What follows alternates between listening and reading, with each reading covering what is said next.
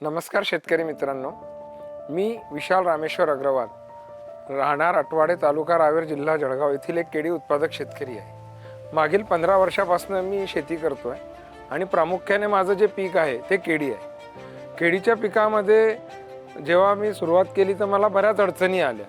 तर त्यामध्ये कळायचं नाही की न्यूट्रिशन फर्टिगेशन मॅनेजमेंट कसं करायचं। पण जेव्हा मी याराच्या संपर्कात आलो आणि याराच्या ॲग्रोनॉमिस्टच्या संपर्कात आलो तर ज्या बऱ्याच अडचणी होत्या, म्हणजे सुरुवातीपासून जेव्हा आपण टिश्यू कल्चरची लागवड करतो तर प्लांट ट्रान्सप्लांटेशन आहे किंवा त्याची व्हेजिटेटिव्ह ग्रोथ आहे किंवा फ्रुटिंगवर आल्यानंतर फ्रुट्सला काय न्यूट्रिशन मॅनेजमेंट आहे, ह्या गोष्टी समजायच्या नाही। आज आपण ज्या बागेमध्ये उभो आहे ही बाग आहे 15 ऑगस्ट 2025चं प्लांटेशन, साधारणतः 10,000 हे प्लांटेशन आहे। आणि ही बाग अतिशय थंड वातावरणातनं पण गेली आहे। डिसेंबर जानेवारीचं जे साधारणतः 8 किंवा 9 डिग्री टेम्परेचर होतं आणि एप्रिल आणि मेचं जे 45 डिग्री टेम्परेचर होतं त्यामधनं सुद्धा गेल्यानंतर ह्या बागेला आम्ही अतिशय म्हणजे आज एक्सपोर्ट क्वालिटीची ही बाग निर्माण होणार आहे। तर ह्या बागेमध्ये आम्ही याराचं 1261 असो किंवा 319 असो, कॅल्शियम नायट्रेट असो, कॅल्सिनेटची ग्रेड आहे, नंतर यारामिला कॉम्प्लेक्स आहे, झिंट्रॅक आहे, हे ज्या वेळेला ज्या न्यूट्रिशनची गरज आहे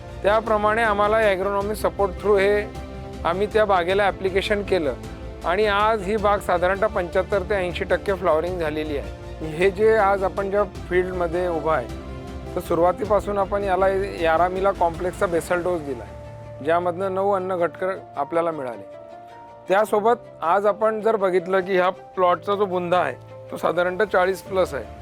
तर 1261च्या माध्यमातून म्हणजे कुठलेही बल्क फर्टिलायझर न यूज करता फक्त 1261च्या माध्यमातून आपल्याला खूप सुंदर असा बुंदा आणि एक सारखे सर्व प्लांट्स दिसतील। सोबत SOP म्हणजे जो 0050चा जो ग्रेड आहे तो ग्रेडमध्ये बघा की जी फिंगर लेंथ आहे आणि अतिशय युनिफॉर्म फिंगर आहे, म्हणजे कुठलीही कर्ली फिंगर नाही आहे। तर निर्यातीच्या दृष्टिकोनातून हे खूप फायदेशीर आहे। तर ते आपल्याला एक SOPच्या माध्यमातून मिळालं। सोबत कॅल्शियम नायट्रेट, तर आज ही जी पानांची जी स्ट्रेंथ आहे तर आपण कॅल्शियम नायट्रेटचा जो वापर आहे कॅल्सिनेटचा वापर आपण साधारणतः 45 किलो पर 1000 प्लांटपर्यंत नेलेला आहे। तर एवढ्या हायर टेम्परेचरला सुद्धा पानांचं जे म्हणजे लस्टर आहे ते अतिशय सुंदर आहे।